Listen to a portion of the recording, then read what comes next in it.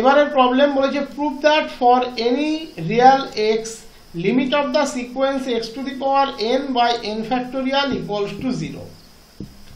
এখানে এক্স কিন্তু যে কোনো রিয়াল, এক্স পজিটিভ হতে পারে, নেগেটিভ হতে পারে, 0 হতে পারে। এক্স যদি 0 হয় তাহলে প্রমাণ করার কিছু নেই, 0 টু দি পাওয়ার 0, এই 0 to the power n always 0, constant sequence 0 থাকবে, তখন লিমিটিং ভ্যালু 0।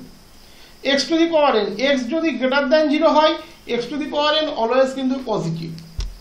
এক্স যদি লেস দ্যান 0 হয় x to the power n পজিটিভও হতে পারে, নেগেটিভও হতে পারে। যদি এনটা ইভেন হয় তাহলে পজিটিভ হবে, যদি এনটা অড হয় তাহলে নেগেটিভ হবে। তো আমি ধরে নিলাম yn equals to x to the power n by n factorial.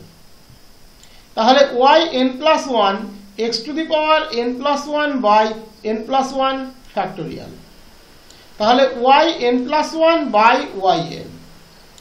yn plus 1 x to the power n plus 1 by n plus 1 factorial multiplied by n factorial by x to the power n, that is x by x to the power n আর n plus 1 আর x to the power n cancel করো x, n plus 1 factorial আর n factorial cancel করো n by 1।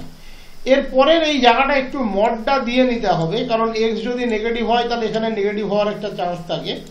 তো এর পরের স্টেপটুকু আমি তার জন্য এখানে করে দিচ্ছি, এটাকে তুলে নেবে। তাহলে limit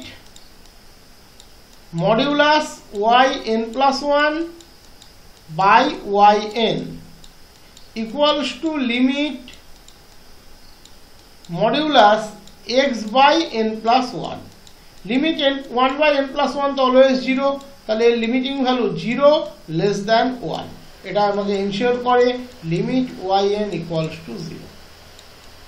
limit yn equals to 0 আমরা এখান থেকে পেয়ে যাচ্ছি limit yn equals to 0, that is limit x to the power n by n factorial that equals to 0।